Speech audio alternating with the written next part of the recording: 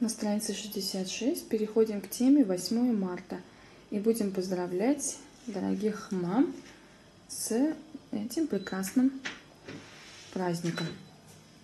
8 март – Энилер Бейреме. 8 марта – праздник мам. Кадірлі әнием, сені бәйрәм белән котлыйм, сәламәтлек телим, кызың Олие.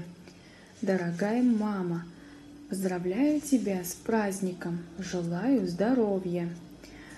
Сейчас прочитаем поздравление Димы, направленное в адрес девочки.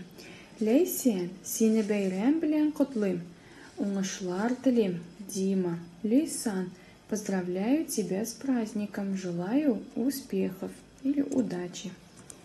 Дальше предложение. Настя, мин сені бәйрәм белән котлыйм. Настя, я тебя поздравляю с праздником.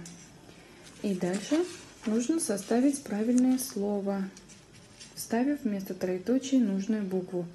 Б, потом троеточие и краткое Р, троеточие М.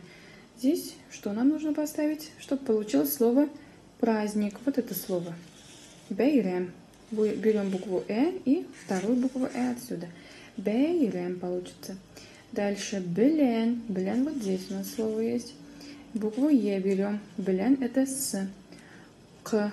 Котлы. Здесь буква О не хватает. Вот она. Котлы. Поздравляет. Уңышлар. Ң вставляется. Уңышлар это удачи. Тели. Е берем отсюда. Тели это желает.